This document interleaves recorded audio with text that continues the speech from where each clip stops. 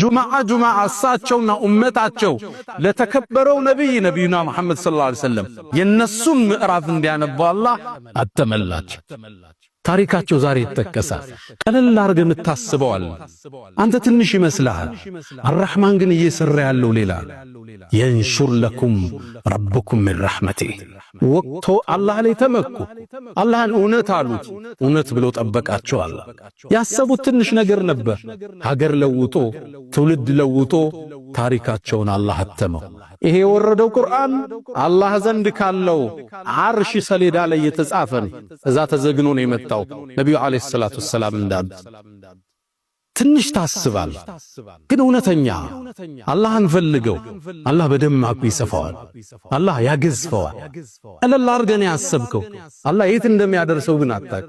ብቻ እውነተኛ ሁን፣ ኢኽላስ ይኑር፣ ጭብጨባ ያታልል፣ ዱንያዊ ንዋይን አትፈልግበት።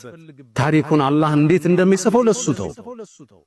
እናታችን ሀጀራ የነብዩላህ ኢብራሂም ባለቤት በረሃ ላይ ኢብራሂም አለይሂ ሰላም ጥለዋት ሄዱ።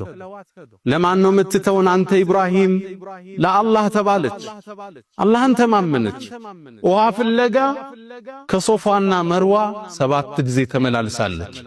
ልብ በሉ ሀጀራ ያኔ በአላህ ተወክላ ሶፋና መርዋ ስትሮጥ ይሄ ሩጫዋ የዚህ የተከበረ ትውልድ ሱና እንደሚሆን ታውቅ ነበር? አታቀማት። ተስፋ መቁረጥ ውስጥ ብሶት ውስጥ ረሃብ ውስጥ ነች። ግን አላህ ዘንድ ተመክታ ነበር። ያን ሩጫዋን የዚህ ትውልድ የሐጅ ፕሮሰስ ውስጥ አላህ ከተተው። ነብዩ አለይሂ ሰላቱ ወሰላም ሰሃባዎቹ ሶፋና መርዋ ተመላልሰዋል። እኛም ሄደን ሶፋና መርዋ እንመላለሳለን። እሷ ስትሮጠው አላሰበችም የዚህ ትውልድ ሱና መሆኑ። አላህ ዘንድ ተመካች።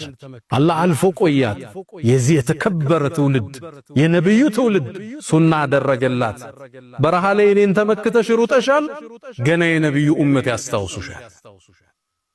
ቀለል አርገህ የምታስበው ነገር ኢኽላሱ ካለ አላህ ዘንድ እርግጠኛ ከሆንክ አላህ የሚሰራው ነገር ሌላ ነው።